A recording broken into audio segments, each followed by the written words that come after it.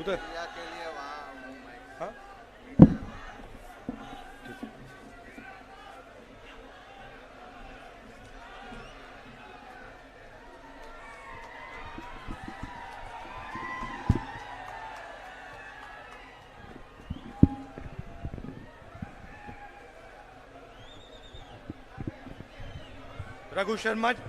रघु शर्मा जी, जगदीश ठाकुर जी, सुखराम राठवा जी, मधुसूदन मिस्त्री जी, भारत सोलंकी जी, अर्जुन मोडवाडिया जी, सिद्धार्थ पटेल जी, शक्ति सिंह गोहिल जी, अमित चावड़ा जी, परेश धनानी, हार्दिक पटेल, जिग्नेश मेवानी, हर्षद निनम्मा, कांग्रेस पार्टी के सीनियर नेता, प्यारे कार्यकर्ता, भाइयों और बहनों, प्रेस के हमारे मित्रों, आप सबका आज यहां बहुत बहुत स्वागत, नमस्कार।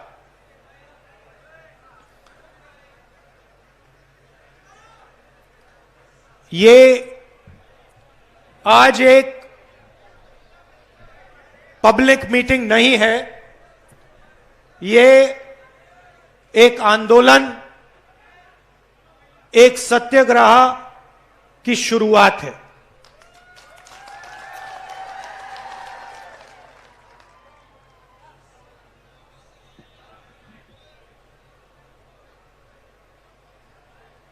दो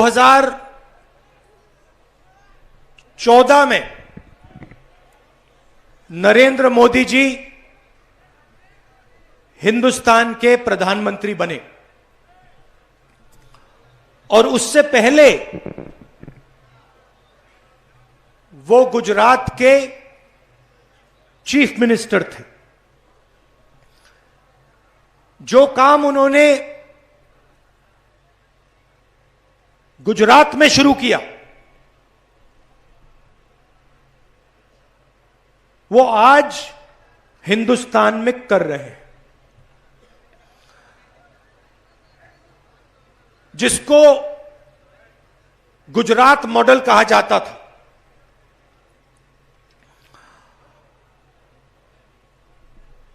आज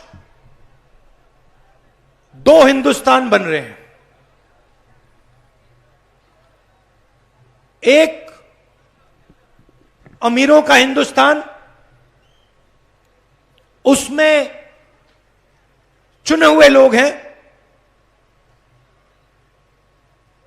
बड़े बड़े अरबपति, ब्यूरोक्रेट्स,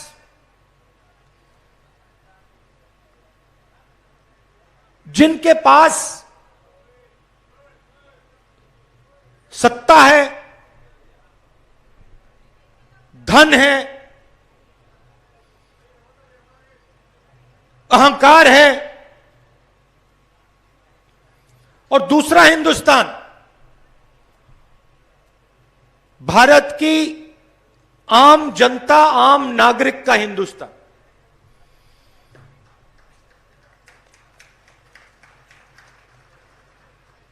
पहले ये गुजरात में टेस्ट किया गया और उसको हिंदुस्तान में अब लागू कर दिया है। कांग्रेस पार्टी दो हिंदुस्तान नहीं चाहती है। हमें दो नहीं चाहिए, हमें एक हिंदुस्तान चाहिए। और उस हिंदुस्तान में सबका आदर होना चाहिए, सबको अपॉर्चुनिटी मिलनी चाहिए, सबको शिक्षा मिलनी चाहिए,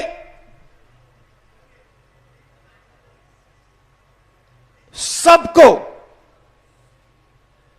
अस्पताल, स्वास्थ्य की सेवा मिलनी चाहिए।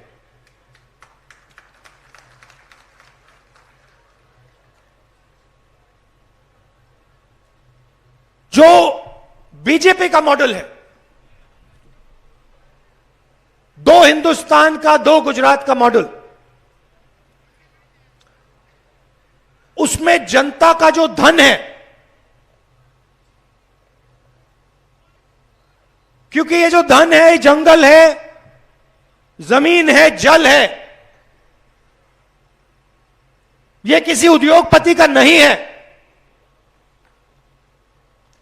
ये आपका है, आदिवासियों का है, गरीबों का है, कमजोर लोगों का है, हिंदुस्तान के हर नागरिक का है। मगर इसका फायदा आपको नहीं मिलता है। यूपीए की सरकार थी तो हमने पूरी कोशिश की, जो हिंदुस्तान का धन है, जल, जंगल, जमीन, हमने पूरी कोशिश की कि इसका फायदा हिंदुस्तान के आम नागरिक को, दलितों को, आदिवासियों को, युवाओं को, सबको मिले। और हमने बहुत बड़े कदम उठाए, पैसा कानून लाए, जिसके माध्यम से आपकी जमीन, जो आपका हक है, आपको वापस मिले। मनरेगा दिया, 100 दिन काम की गारंटी,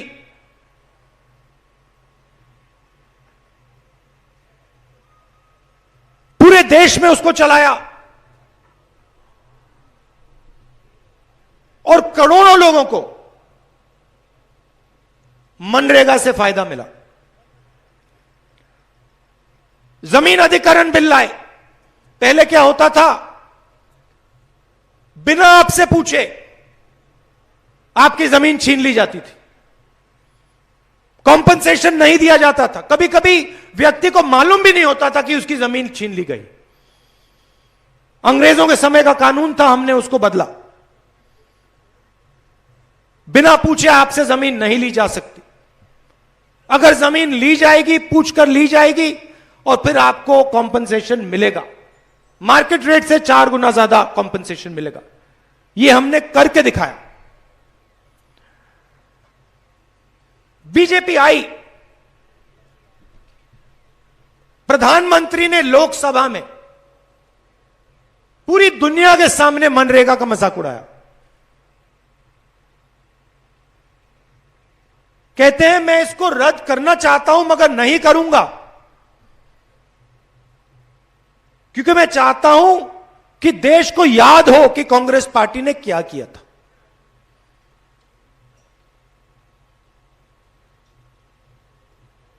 और आज देखिए, कोविड के समय अगर मनरेगा नहीं होता तो देश की हालत आपको मालूम। और उसी प्रोग्राम को बीजेपी आज चला रही है। प्रधानमंत्री आए, नोटबंदी की, आपके जेब में से पैसा निकाला, आपको कहा काले धन के खिलाफ लड़ाई है, बैंक के सामने आपको खड़ा कर दिया। पूरा देश बैंक के सामने खड़ा था। पूरे देश ने अपनी कमाई का पैसा बैंक में डाला। काले धन के खिलाफ कुछ नहीं हुआ।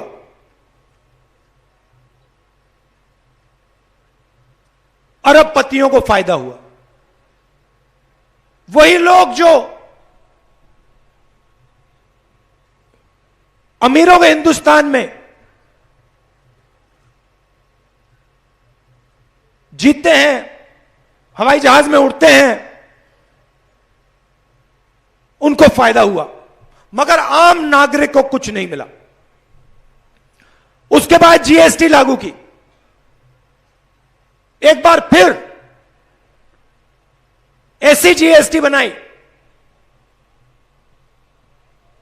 कि जो कमजोर व्यक्ति है, चाहे वो किसान हो, मजदूर हो, छोटा दुकानदार हो, उसको नुकसान हो और अरबपतियों को फायदा मिले।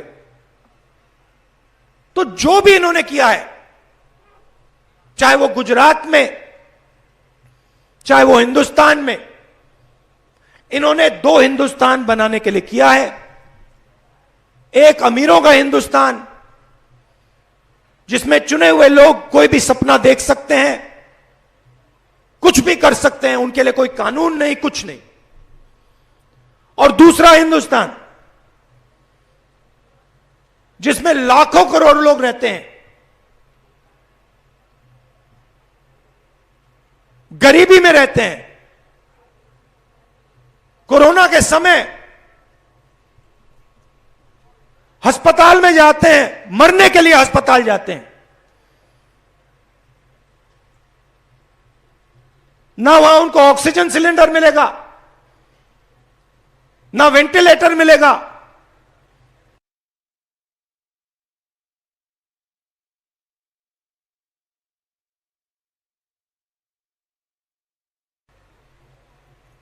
प्रधानमंत्री कहते हैं थाली बजाओ, थाली बजाओ। उसके बाद कहते हैं मोबाइल फोन की लाइट जलाओ। और हमारे मीडिया के मित्र यह सवाल नहीं उठाते कि गुजरात में 3 लाख लोगों ने दम तोड़ा है। यह नहीं कहते कि गुजरात में 3 लाख लोग मरे हैं। यह नहीं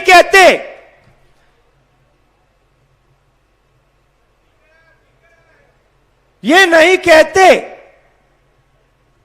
कि गंगा मां लाशों से भर गई थी। यह नहीं कहते कि हिंदुस्तान में 50-60 लाख लोग मरे। ये कहते हैं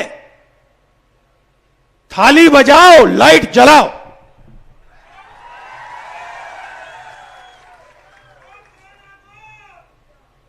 और फिर टीवी पे आपको किसी आदिवासी का चेहरा नहीं दिख सकता। कभी देखा आपने आदिवासी नेता का चेहरा टीवी पे? आपको गरीब व्यक्ति का चेहरा नहीं दिख सकता, किसान का चेहरा नहीं दिख सकता, छोटे दुकानदार का चेहरा नहीं दिख सकता। नरेंद्र मोदी का चेहरा दिखेगा। और इस देश में किसी का चेहरा है ही नहीं। 24 घंटा एक ही चेहरा आपको दिखेगा।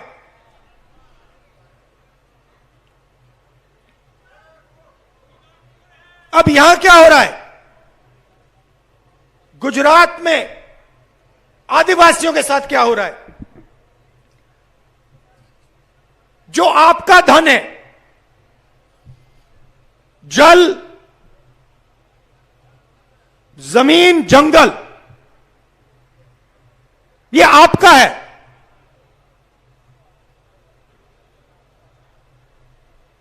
ये गुजरात की सरकार का नहीं है। ये आपके चीफ मिनिस्टर का नहीं है। ये गुजरात के चुने हुए बिजनेसमैन का नहीं है। ये आपका है। और इस जल, जमीन और जंगल का फायदा आपको नहीं मिल रहा है। और गुजरात का हर आदिवासी इस बात को गहराई से समझता है, क्योंकि उसको हर रोज इस बात का सामना करना पड़ता है। कोरोना आता है, आदिवासी भाई अस्पताल में जाता है, प्राइवेट अस्पताल में जाता है, उससे पैसा मांगते हैं, पैसा नहीं दे पाता है, वहां दम तोड़ देता है। कॉलेज, यूनिवर्सिटी, स्कूल में जाना नामुमकिन है। सरकारी स्कूल, सरकारी कॉलेजेस सब बंद कर दिए हैं। एक के बाद एक, एक के बाद एक के बाद एक बंद कर देते हैं और पूरा का पूरा प्राइवेटाइज कर देते हैं, उन्हीं चार पांच लोगों के हवाले कर देते हैं। वही बात अस्पतालों में, रोजगार की बात छोड़ दीजिए। रघु शर्मा जी ने भाषण में बहुत अच्छी बात बोली, इंफ्रास्ट्रक्चर बनाने की बात होती है, बड़ी इमारतें बनती हैं, सड़कें बनती हैं, पुल बनते हैं, हर ईंट पर आदिवासियों का हाथ लगता है, हर ईंट पर आपका हाथ लगता है। आप उठाते हो, आप रखते हो, आप सीमेंट लगाते हो, आप पेंटिंग करते हो। मैं आपसे पूछता हूं, आपने गुजरात बनाया, गुजरात का इंफ्रास्ट्रक्चर बनाया, गुजरात की सड़कें बनाई, आपको क्या मिला? आपको कुछ नहीं मिला। ना शिक्षा मिली, ना स्वास्थ्य मिला, ना रोजगार मिला, कुछ नहीं मिला। इसीलिए हम ये आंदोलन कर रहे हैं। आपके दिल में जो आवाज है, जो गुजरात के हर आदिवासी के दिल में है, आपके दिल में, आपके अंदर बंद है। रोज ये आवाज आपके अंदर बंद रहती है। हम इस आवाज को इस आंदोलन के माध्यम से सड़क पर उतारना चाहते हैं, बाहर निकालना चाहते हैं।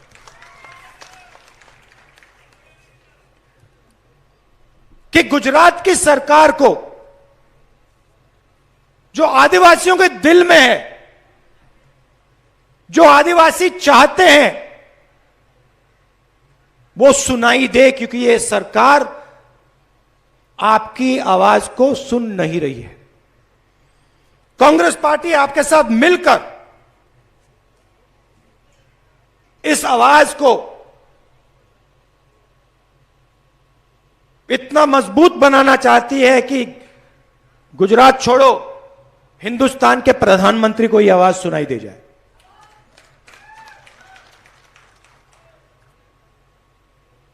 राजस्थान में देखिए, छत्तीसगढ़ में देखिए, हमारी सरकारें हैं।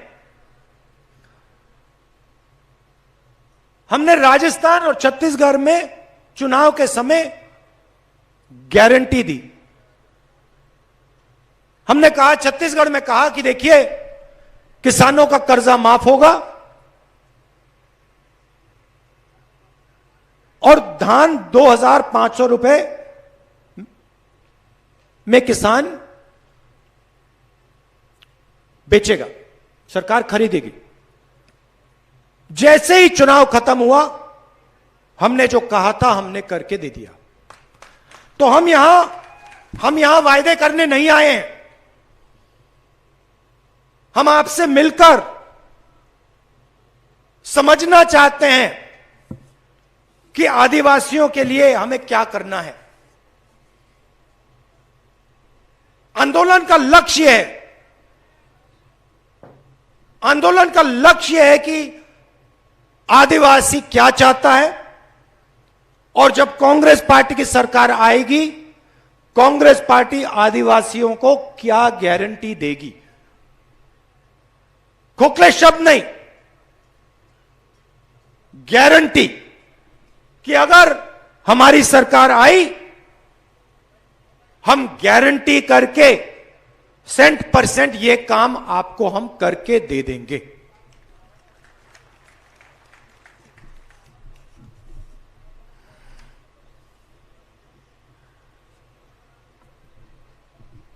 राजस्थान में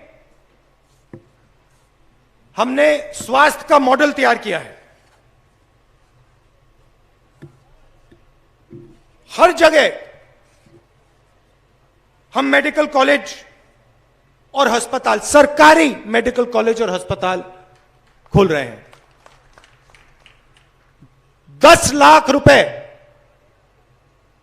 मेडिकल इंश्योरेंस मिलता है राजस्थान में।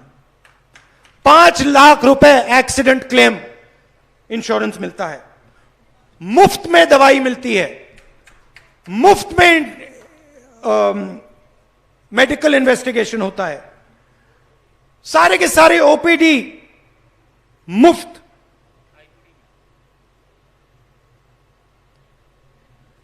और सरकारी प्राइमरी हेल्थ केयर सेंटर सब जगह खोल रखे हैं। मगर यहां पे पूरा का पूरा प्राइवेटाइज करा जा रहा है और फायदा उन्हीं लोगों को होता है, 2-3 लोगों को होता है। तो हम गुजरात के लिए स्वास्थ्य का इंफ्रास्ट्रक्चर, शिक्षा का इंफ्रास्ट्रक्चर तैयार करना चाहते हैं। छत्तीसगढ़ में, दूसरा उदाहरण देता हूं,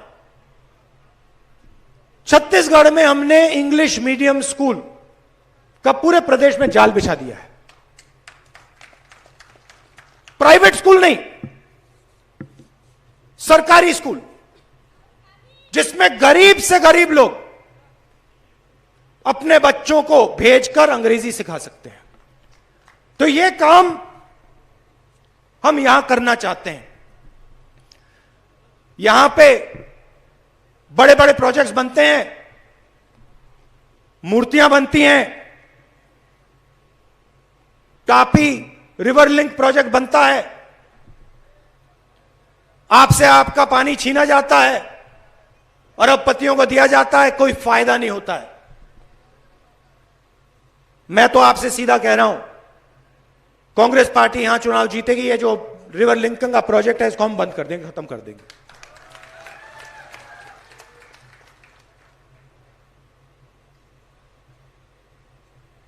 संघर्ष का समय है। बिरसा मुंडा जी ने रास्ता दिखाया था, गोविंद गुरु जी ने रास्ता दिखाया था। अब गुजरात के आदिवासियों को, खासतौर से गुजरात के आदिवासी युवाओं को एक साथ मिलकर संघर्ष करना पड़ेगा, कांग्रेस पार्टी के साथ मिलकर संघर्ष करना पड़ेगा। बीजेपी की सरकार आपको कुछ नहीं देने वाली है, आपको लेना पड़ेगा। कुछ नहीं देंगे वो आपको, आपसे छीनेंगे, जो आपका है वो छीनेंगे। अब आपको जो आपका है उनसे छीनना पड़ेगा। और बिना डरे, यहां जिग्नेश बैठा है, पहली बार मैंने सुना आंदोलन करने के लिए परमिशन की जरूरत है, सिर्फ गुजरात में, और दुनिया में कोई ऐसी जगह नहीं है जहां पे भैया आंदोलन करने के लिए परमिशन की जरूरत है। 3 महीने की जेल दे दी, मगर मैं जिग्नेश को जानता हूं, इसको आप 10 साल की जेल दे दो, कोई फर्क नहीं पड़ने वाला। और ऐसे ही गुजरात में लाखों युवा हैं जो सच्चाई को समझते हैं, जो जानते हैं गुजरात मॉडल क्या है, नरेंद्र मोदी जी का मॉडल क्या है, जानते हैं, समझते हैं। और मैं उनसे कहना चाहता हूं, नया गुजरात बनाना पड़ेगा। आपके भविष्य की बात है, आप रोजगार चाहते हो, शिक्षा चाहते हो, स्वास्थ्य चाहते हो, ये लोग आपको नहीं देने वाले हैं। ये लोग सिर्फ 2-3 अरबपतियों को आपका भविष्य बेचना चाहते हैं। तो आपको गुजरात के युवा को, चाहे वो आदिवासी हो, दलित हो, जो भी हो, हर जात का हो, आप सबको मिलकर खड़ा होना पड़ेगा। आपके भविष्य की लड़ाई है।